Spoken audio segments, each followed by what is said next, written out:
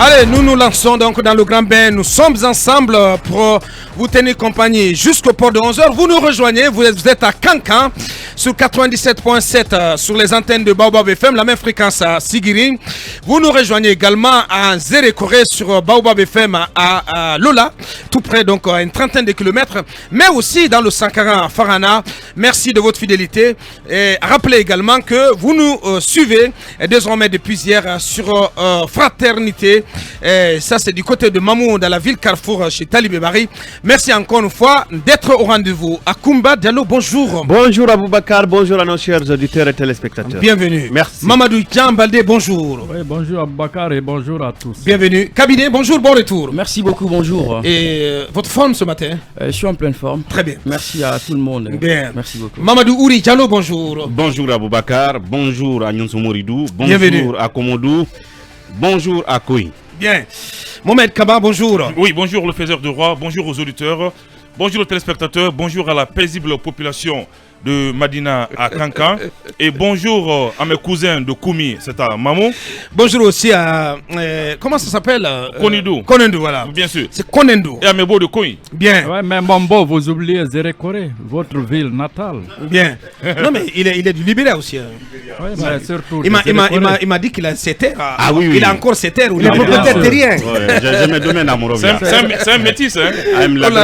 c'est mon voisin Djeke Libéria. Bien, bien. Et bonjour à la direction générale de l'hôpital. Donc, vous savez qu'il y a une nouvelle direction qui est là, des nouveaux directeurs.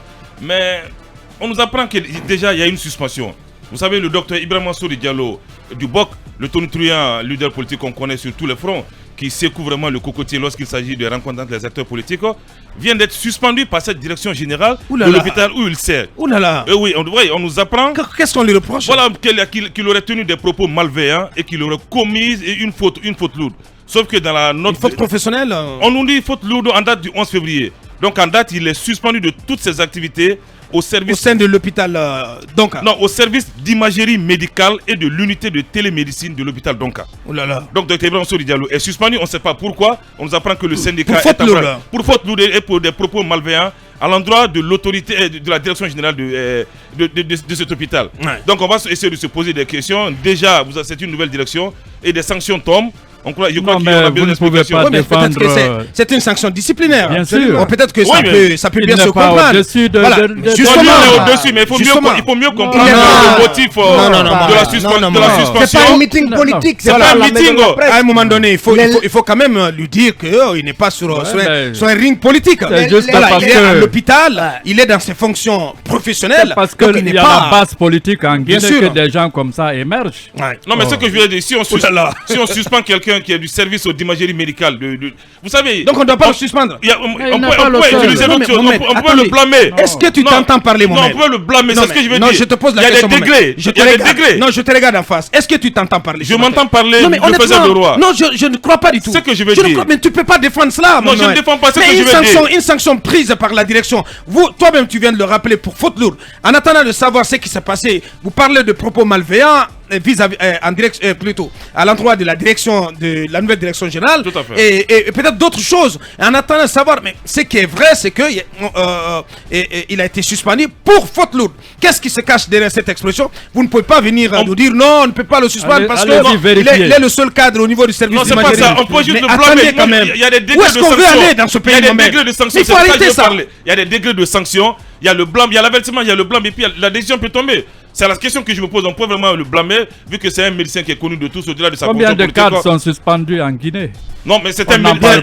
On parle d'un médecin là. Honnêtement, on va essayer d'avancer parce qu'on ne peut pas soutenir l'indéfendable. On ne le soutient pas. Non, mais c'est ce que vous êtes en train de faire, monsieur. Non, du tout. Je suis désolé. Bonjour, Talibé Bari. Bonjour, le juste et bonjour Bienvenue, à tous. monsieur. Bonjour au ministre de l'administration du territoire et de la décentralisation. Monsieur Morikonde. Le bien-aimé Morikonde. Qu'est-ce qu'il a fait encore? On apprend qu'il a réuni les maires de Conakry et les chefs de quartier donc de Conakry le week-end dernier.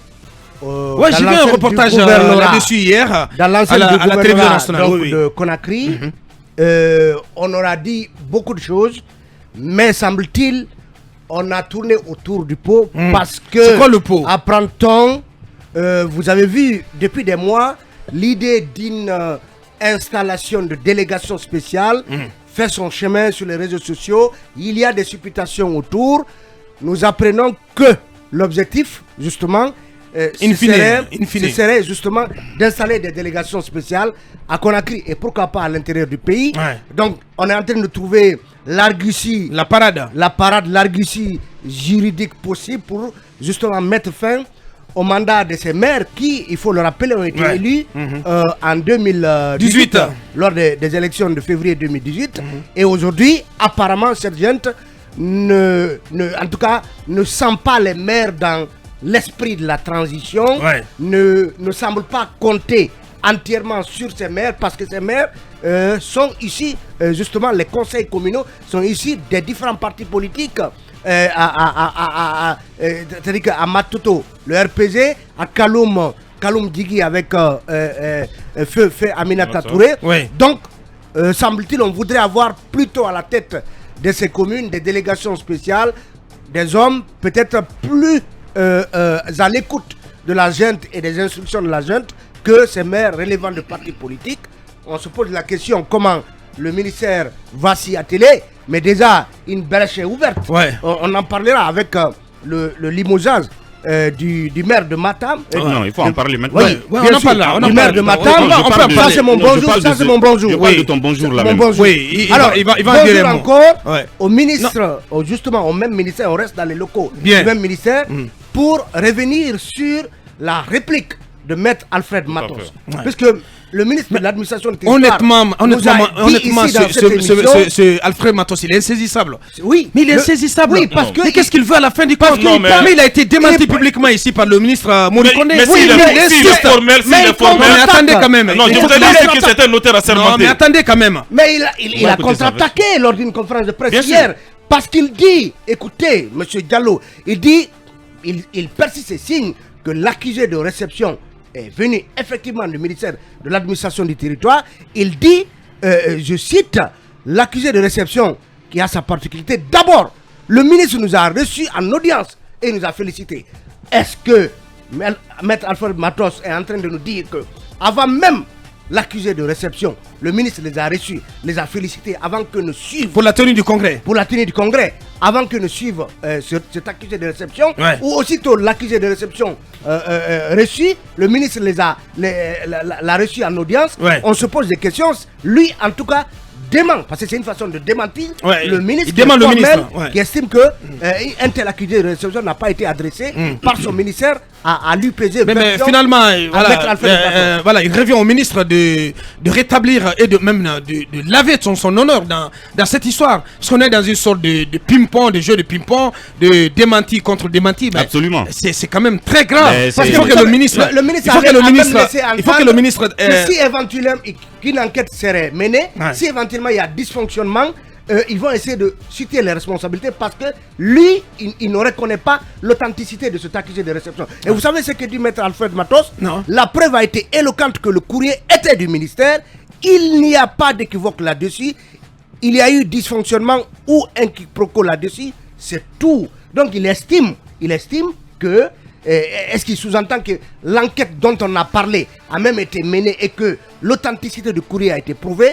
Donc le ministre de l'administration du territoire doit aujourd'hui s'exprimer pour clarifier cette situation. Bien, Mamadouri. Vous savez, j'avais dit depuis le premier jour, j'avais dit que ceci était un défi lancé au ministre Morikone de résoudre ce problème, parce que sinon ce sera la porte ouverte à d'autres pagailles. Effectivement. Et peut-être qu'il pourrait s'élargir même sur des questions des plus sensibles, c'est-à-dire la transparence dans la gestion du processus électoral. Parce que les gens pourraient falsifier les données et puis après on ne sait pas c'est qui. Aujourd'hui encore ça devient plus, si vous voulez, sérieux. Donc Mori doit mener des enquêtes pour savoir qui dans son ministère, si ce n'est pas lui qui a envoyé ce courrier, et que la personne subisse la rigueur de discipline de l'administration. Et s'il ne le fait pas, ça veut dire justement qu'il est complice ou qu'il est l'auteur. Il est tout simplement fautif. Il est tout simplement fautif. C'est ce que Maître Alfred Matos est en train de dire. Ce que lui dit, c'est que de toute façon, moi j'ai bénéficié... En tout cas, il met en cause, la sortie, la parole du ministre. Absolument, c'est une façon de dire, je m'en fous de qui l'a fait, mais moi j'ai reçu une lettre qui me reconnaît. Ça veut dire qu'il n'est pas non plus complice, parce que on se disait qu'il aurait, lui, des complices à l'intérieur du ministère qui falsifierait les documents administratifs de ce genre. Donc, une fois encore, il est mis au défi. je reste aussi avec, une fois encore, avec le ministère pour m'élargir sur ce que Talibé a dit tout à l'heure. Le fait que il y ait cette... La première perspective de mise en place de délégation spéciale. J'aime toujours employer le mot fantasme, une fois là encore, de vouloir enlever ces maires élus ou ces conseils élus. Et effectivement, sur quelle base juridique? Je ne suis pas juriste, mais je pose naïvement la question. Sur quelle base juridique va-t-on justement les enlever? Je pense qu'on aurait dû le faire. On aurait pu le faire dès le lendemain du coup, puisqu'on a suspendu automatiquement toutes les lois et que par conséquent, la Constitution et toutes les autres lois, et en conséquence, on a suspendu les institutions de la République issues de cette même Constitution, et on a enlevé le gouvernement. Donc, on aurait pu par la même occasion peut-être suspendre les conseils communaux. Peut-être que ça tient toujours la route. Non, ça tient pas. Mais pourquoi pas? Parce que la Constitution reste suspendue. Non, mais on a prolongé les lois. Les délégations, les conseils communaux sont régis par le code des collectivités locales qui est en vigueur. On les a réactivés. Je suis d'accord. C'est sur la base de ces textes-là que fonctionnent ces collectivités. Donc sur la base de quoi vous allez les dissoudre? Il faut alors attendre que ces conseils se rendent coupables de, je sais pas, d'un crime ou d'un délit qui leur est reprochable, ou que ces conseils soient suspendus 3 fois de suite, selon ce que j'apprends, et pour qu'on puisse prendre un acte pour les suspendre. Maintenant, si, comme il a dit, vous êtes en train d'envisager des parades dans les coins et les recoins du ministère de l'administration du territoire pour les enlever, il va bien falloir réfléchir à quelle parade, sinon ils auraient le droit justement si vous voulez, d'attaquer cette décision. Et si on prend le cas singulier du maire de Matam, on en viendra, vous verrez tout à l'heure que même là aussi, on est passé à côté tout simplement de la procédure. Ouais, mais parlons-en, le maire de Matam, cabinet quand même, c'est quand même une claque pour l'UFR. Oui, mais quid de la procédure? Non, mais... on va questionner la procédure. Non, mais avant peut-être de questionner la procédure, je pense que... C'est quand même un maire issu des rangs de l'UFR. On n'a rien contre l'UFR, mais quand même, c'est quand même une mauvaise image que ça renvoie de ce parti. Mais alors, dans Républicain, on a souvent questionné un peu la gestion des mairies, notamment à Conakry, mais aussi à l'intérieur du pays.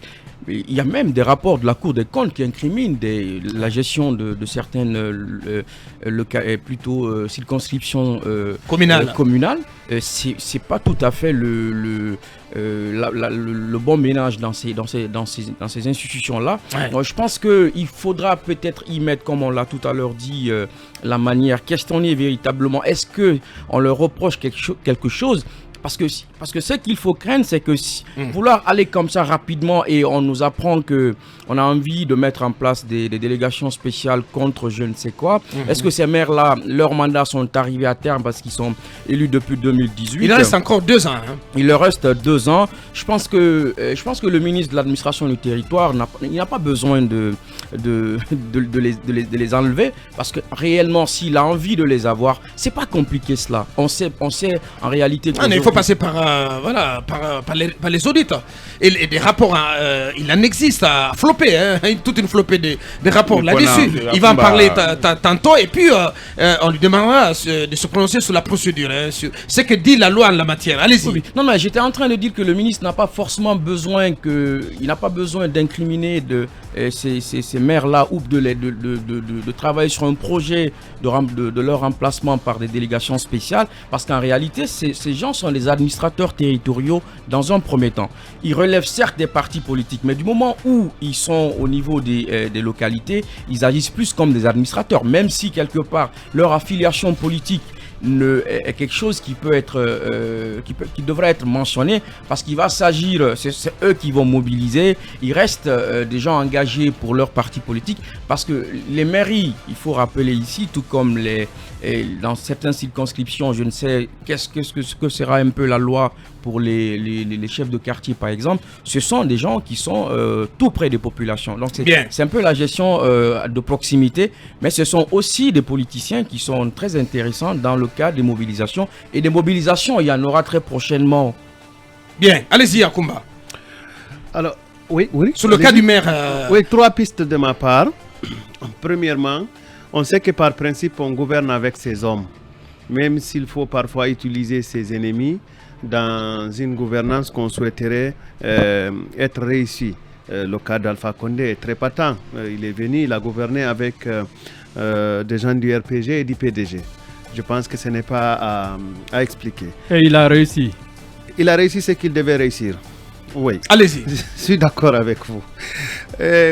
L'autre piste de lecture de ma part, c'est que quand on a déclaré officiellement qu'on organisera des élections du bas vers le haut et qu'on est dans un esprit de ne pas conserver le pouvoir, je ne sais pas pourquoi on dégommerait les maires en mettant des délégations spéciales. Ouais. Parce que de toutes les façons, les élections, ça commenceront certainement par les maires. Ensuite, je ne sais pas pourquoi on mettrait des délégations spéciales pendant qu'on n'est pas compétiteur.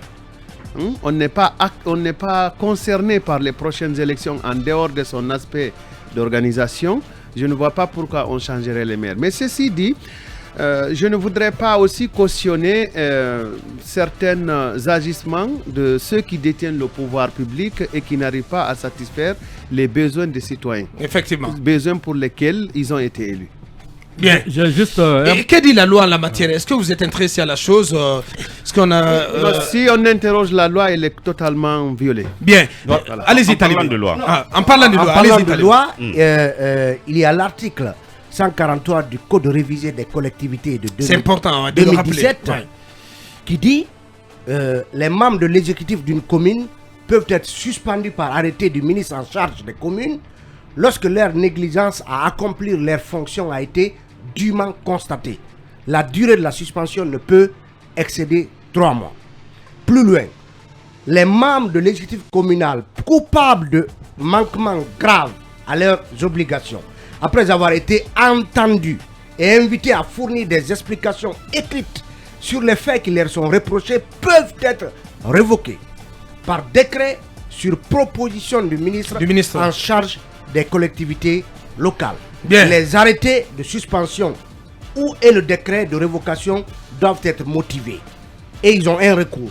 Les membres de l'exécutif suspendus ou révoqués ont le droit d'exercer un recours administratif puis contentieux contre la décision de suspension ou de révocation. Bien, voilà donc ce que dit. Si tu permets, je te redonne la parole dans un instant. Nous allons partir sur le terrain pour entendre Monsieur Youssouf Kamara, et donc, qui a mené ce combat contre la corruption et les détournements à la mairie de Matam.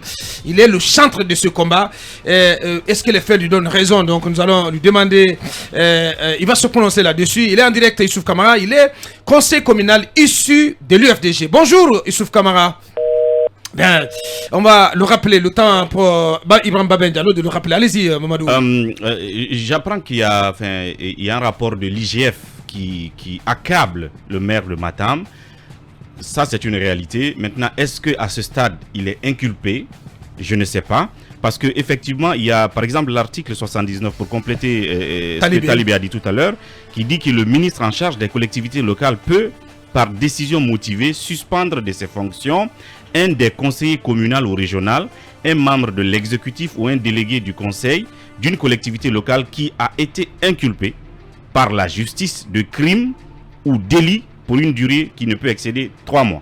Alors, en recoupant un peu les lectures juridiques de la situation, c'est que s'il est inculpé pour crime ou détournement, alors le ministre doit le suspendre pour 3 mois, le temps justement qu'on le condamne, que la justice le condamne définitivement. Une fois qu'il aura été condamné, en ce moment, on peut prendre un décret pour l'enlever définitivement de ses fonctions. Bien, on va revenir sur cette lecture juridique de l'acte du colonel Mamadi Douma, qui révoque Saïdouba Sako, maire issu des rangs de l'UFR, de ses fonctions de maire de Matam. Pour l'heure, nous partons sur le terrain pour entendre Youssouf Kamara, qui a toujours dénoncé les agissements de ce maire qui a été révoqué. Il est en direct. Bonjour Youssouf Kamara. Bonjour Aboubakar, bonjour à l'équipe de Mirador du FEMFM. Bienvenue sur notre antenne. Comment vous avez accueilli cette nouvelle? Je parle de la révocation du maire Saïdouba Sako de ses fonctions. Oui, une fois encore, comme hier nuit, comme tout le monde, la plupart de nos compatriotes, à travers le décret qui était passé sur la RCG, j'ai pu constater aussi ce limogeage de l'actuel maire de la commune de Matam pour des faits de soupçon de corruption. Bien. Comment vous y réagissez? Parce qu'on vous a vu faire le tour des plateaux, des studios pour dénoncer ce qui ne va pas, selon vous, à la mairie de Matam. Est-ce que ce décret vient confirmer vos dires, vos révélations? Et est-ce qu'il vous donne raison finalement? Est-ce que vous avez le sentiment aujourd'hui que les faits finalement vous donnent raison? Oui, absolument, absolument. Vous savez, bon, depuis, je suis un homme... je suis un responsable, un élu, qui se bat effectivement pour la réussite de nos engagements qui ont été pris vis-à-vis des citoyens de Matam. Ouais. Très tôt, dès 2019, j'ai commencé à constater des dysfonctionnements. J'ai décidé de ne pas rester dans l'inertie. Quand vous avez le mandat des citoyens de ta population, vous avez des options. Vous êtes là non seulement en tant qu'élu pour promouvoir le développement local, et quand il y a des manquements, vous avez la possibilité de dénoncer, mais sur la base des documents tangibles. Je crois que jusque-là, j'ai été incompris par la majorité par certaines personnes qui pensaient que c'est un règlement de compte politique, oui, qui pensaient que ce que je dis, ça n'a aucun fondement. Le peu d'expérience que j'ai, honnêtement, je ne peux pas m'amuser à apporter plus concrètement, Youssouf, plus concrètement, de quel élément de preuve vous disposez à charge contre donc le désormais ex-maire Seydouba Sako dans la gestion? Qu'est-ce que vous lui reprochez et quels sont les éléments de preuve à charge que vous détenez contre lui? Non, vous vient de parler, bien avant l'arrivée de l'IGF, il y avait assez de dysfonctionnements, non seulement dans la gestion des recettes, mais aussi dans les orientations des objectifs. Il n'y avait pas le respect de l'orthodoxie financière en la matière. Le rapport de l'IGF est venu confirmer les mêmes faits de tournement. Je crois que à ce niveau, il n'y a pas match. Mais je crois qu'après, même après le 5 septembre, il semblerait qu'après le dégel des comptes, il y a eu des décaissements qui n'ont pas été justifiés. Parce que je crois que l'équipe du maire avait passé devant l'agent judiciaire avec son comptable. À ce niveau aussi, je crois il n'y a pas eu d'éléments réels de justice par rapport aux soupçons qui pesaient. Ouais. Le verdict est tombé hier. C'est pas le verdict de la justice. Je ne suis pas étonné. Non, si je dis le verdict, ça dit politiquement, ouais, parce que le décret est un acte politique. Ouais. Et je crois qu'on ne peut pas se raviser aussi de prendre un décret, une décision aussi cruciale que celle-là, sans en avoir les éléments tangibles par rapport à la véracité des faits. Bien, Youssouf Kamara, conseiller communal à la mairie de Matam, issu des rangs de l'UFDG, qui a tant dénoncé les agissements du désormais ex-maire Seydouba Sako. Il est en direct sur Film FM. Damirado, dernière question. Alors, monsieur Kamara, de façon concrète, qui gère le marché de Madina ou le marché Avaria? Le gouvernement ou la commune de Matam? Le gouvernement plutôt. Bien avant l'arrivée de CNRD, avant le 5 septembre, c'est la commune qui gérait le marché de Madina. Et à combien on peut estimer les recettes collectées de ce grand marché? Parce que c'est le plus grand marché de la Guinée. Bon, honnêtement, je ne peux pas vous faire les données parce que n'oubliez pas que en ma qualité de rapport de la commission finance, dès les premières heures, j'avais proposé à ce que les versements faits par nos administrateurs et régisseurs que nous soyons mis en copie pour une question de vérification et de transparence, d'évaluation de performance, et d'évaluation de performance des agents en charge du recouvrement. Oui. Je n'ai pas les données justes, je ne peux pas m'amuser. Donc vous n'avez jamais été mis en copie des relevés journaliers? Oui, il y avait tout un tas de dysfonctionnements dans la gestion des marchés. Je crois que, honnêtement, on ne peut pas gérer une collectivité en dehors des principes que rédige ce code des collectivités. Bien. Et la question de la gestion des collectivités repose sur le principe de redevabilité et de réduction des comptes.